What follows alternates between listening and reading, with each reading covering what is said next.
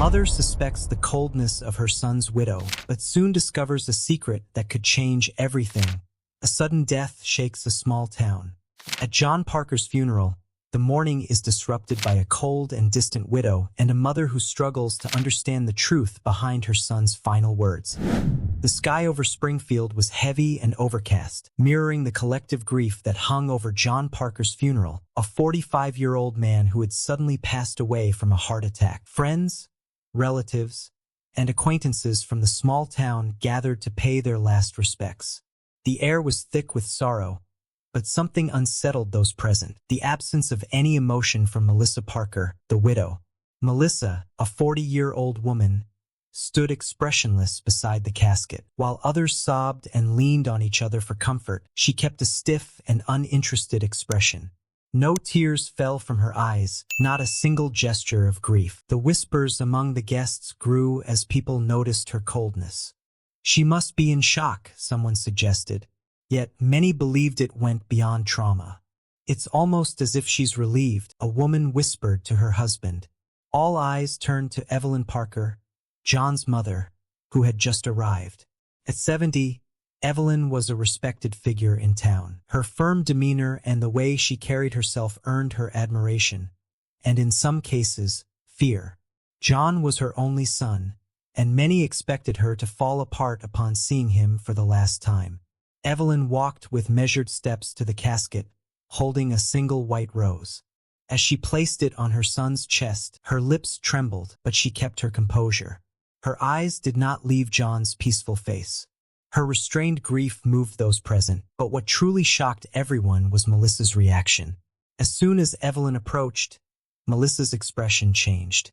Her eyes, previously empty, became hard and hostile, as if Evelyn were an enemy rather than an ally. After the ceremony, as the guests began to disperse, Melissa approached Evelyn decisively, interrupting her mid-conversation with an old family friend. "We need to talk," she said, her voice low but sharp as a knife. Evelyn frowned, surprised by the abrupt approach. "Now is not the time, Melissa. We just buried my son," she replied, keeping calm despite her growing irritation. "I know," Melissa replied without blinking, "but it's important. You need to leave the house." Evelyn froze for a moment, as if the ground had vanished beneath her feet. "Leave the house? What nonsense is this? John bought that house for me. I've lived there for the past few years." "John was broke, Evelyn," declared Melissa with a coldness that made her seem more like a stranger than a daughter-in-law. "He left behind enormous debts. I need to sell the house to pay them off. You have to leave." The shock on Evelyn's face was evident. How could Melissa be so insensitive? The house that John had lovingly bought for his mother was being taken from her just days after his death. However, something about those words didn't make sense. Evelyn knew that John wasn't broke. In recent months, he had sent her substantial amounts of money. How could he be in financial trouble? Determined to uncover the truth, Evelyn promised herself that this story wouldn't end there. The days following the funeral were filled with deep sadness and confusion for Evelyn. Although the pain of losing John consumed her, what truly kept her awake at night was Melissa's strange claim. How could John, always so careful with his finances, be broke? And why was Melissa so determined to drive her out of the house so quickly? Sitting at the kitchen table with a lukewarm cup of tea in her hands, Evelyn pondered the situation. "She's lying," she murmured to herself. "John never mentioned financial troubles and the money he sent in recent months. It doesn't make sense." Determined not to accept things as they were, Evelyn decided to seek help. The family's lawyer, Thomas, had known John for years and would be the best person to help uncover the truth. Upon entering Thomas's office, she was greeted with sympathy. "I'm so sorry for your loss, Evelyn," he said, with a genuinely sympathetic expression. "Thank you, Thomas," replied Evelyn, trying to control the pain that still throbbed in her chest. "But I need your help. Melissa said John was drowning in debt, that I'd have to leave the house. But that doesn't make sense. He sent me large sums of money in recent months. Something's wrong." Thomas nodded slowly. "I understand. I'll review John's financial documents. I have a feeling we're not seeing the full story. In the days that followed, Thomas began to meticulously investigate John's finances. Evelyn, for her part, could hardly sleep, anxiously awaiting answers. Each morning, as she sat at the kitchen table, her heart filled with anxiety. Something inside her told her that Melissa was hiding something. She just didn't know what. Finally, after a week of investigations, Thomas called Evelyn. "We need to talk. I found something you need to see." When Evelyn arrived at the lawyer's office, the tension in the air was palpable. Thomas was seated at his desk with a stack of documents before him. He looked concerned. "Evelyn," he began slowly, "I discovered that John had been sending large sums of money to a woman named Rachel. These transfers started about a year ago." Evelyn frowned. "Rachel? Who is this woman? And why would John send her money?" Thomas hesitated before answering, as if he knew the impact his next words would have. "Rachel is the mother of John's child. He had a child out of wedlock and had been supporting Rachel and the boy for the past few months." The words hit Evelyn like a punch. Her son, the man she thought she knew so well, had kept a devastating secret. "My God," she whispered, "how is this possible?" Silence filled the room. John's secret wasn't just a shock, it was a betrayal of the image Evelyn had of him. But what troubled her most was the fact that Melissa, apparently, had known about this all along. Evelyn remained seated in Thomas's office, processing the revelation that John had another child. The idea was almost inconceivable. Her son, always so reserved, had an affair outside of his marriage and was supporting a secret family. She wondered how she could have been blind to something so significant. "What does this mean?" Her voice was shaky, almost inaudible.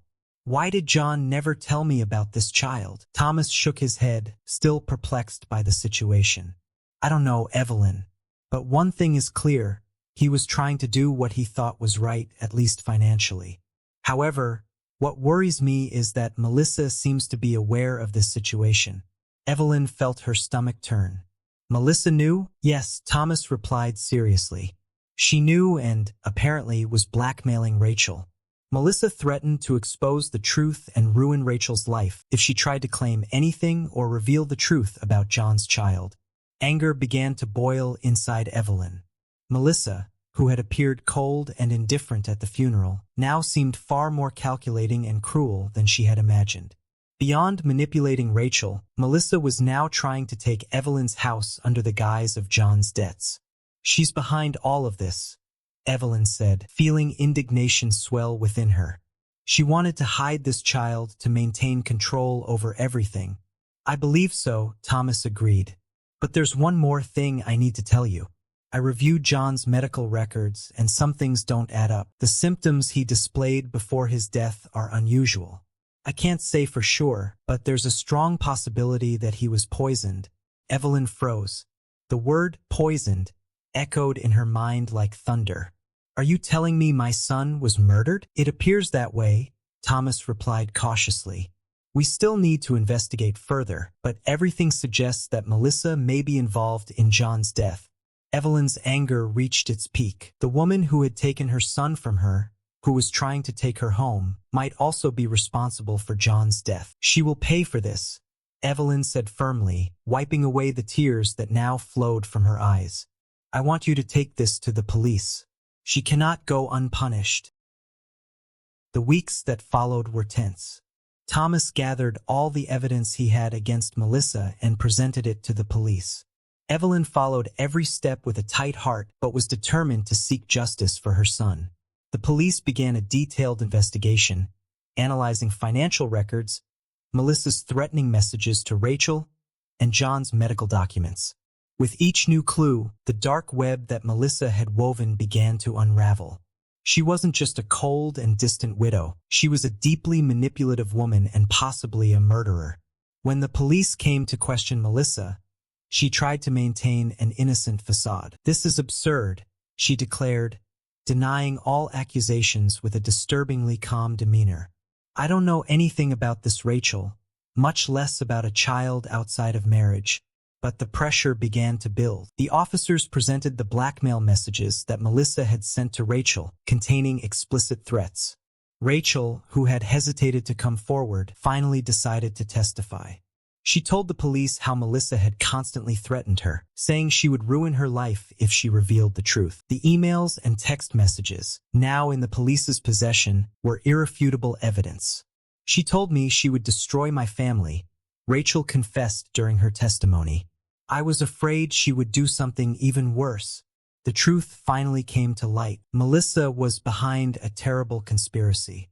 The analysis of the evidence showed that she had been poisoning John gradually, mixing small doses of poison into his food and drink, planning his death to control the fortune and keep the existence of the illegitimate child a secret. Evelyn, devastated, watched Melissa's arrest with a mixture of relief and sorrow. In court, Melissa maintained her composure until the very end, but faced with overwhelming evidence, she could no longer deny it. She confessed to her crimes, admitting that she had killed John to protect her own interests. Her coldness shocked everyone, but for Evelyn, it was merely confirmation of what she already knew. Melissa was a dangerous woman. With Melissa behind bars, Evelyn finally felt that justice had been served. However, the emptiness left by John's loss remained. With the truth revealed and Melissa imprisoned, Evelyn found herself facing a new reality. There was a grandson, a 5-year-old boy named Ethan, the child of John's relationship with Rachel. For Evelyn, Ethan was a second chance, the only living reminder of her son, but the situation was complicated. Initially, the relationship between Evelyn and Rachel was tense. Rachel, still dealing with the shame and guilt of her relationship with John, found it difficult to look Evelyn in the eyes. And Evelyn, in turn, was torn between the pain of her son's betrayal and the desire to maintain a connection with Ethan. I'm sorry, Evelyn, Rachel said, her voice trembling, during one of her visits to Evelyn's house to drop off Ethan. I never wanted things to turn out this way. I just wanted to protect my son. Evelyn, sitting at the kitchen table, looked at Rachel with a mix of sadness and understanding. I can't change the past, Evelyn replied with a deep sigh. John made his decisions and we have to live with them. But one thing is certain, Ethan is innocent in all of this, and I want to be part of his life. Rachel nodded, visibly relieved. I want him to know his father's family too. He needs all of us right now. From that moment on, something shifted between the two women. Rachel and Evelyn began to build a relationship based on the love they shared for Ethan. Rachel moved into Evelyn's house, and together, they began to raise the boy. Gradually, the tensions eased, and the once quiet and somber house became filled with the sound of Ethan's playful laughter. Ethan, with his curious eyes and easy smile, quickly grew attached to his grandmother. Grandma Evelyn, he called her, with a sweetness that melted her heart. He reminded Evelyn of John in so many ways that, at times, it was painful. Yet, caring for Ethan brought her a new energy and purpose, something she never expected to feel again. Rachel, for her part, proved to be a strong and devoted woman. Although she had suffered greatly at Melissa's hands, she was determined to raise Ethan with Evelyn's support. Together, they formed an unlikely but loving family. As the months passed, Evelyn's life changed completely. Although the pain of losing John never faded, she found new meaning in her life. Ethan, who grew more like his father every day, brought joy to her days. Rachel and Evelyn, who had started as strangers, became close friends and confidants. They shared the responsibilities of raising Ethan, and the hurts of the past gave way to a relationship built on trust and mutual support. What once seemed like an empty house filled with shadows was now a home full of love and life. He reminds me so much of John, Evelyn said one evening, watching Ethan play in the garden. Rachel smiled gently. He has his father's spirit, but in time, I hope he finds his own path. Melissa, on the other hand, served time for her crimes in prison. Evelyn no longer felt anger, only a sense of relief knowing that justice had been served. Nothing would bring John back, but at least the truth had prevailed. As days turned into weeks, and weeks into months, Evelyn, Rachel, and Ethan became a strong family. The loss of John had left deep scars, but the love that emerged from the situation brought hope for the future. John would be proud of us, Evelyn said, certain that, wherever her son was, he would approve of what they had built. The journey had not been easy, But Evelyn knew that as long as she had Rachel and Ethan by her side, everything would be okay.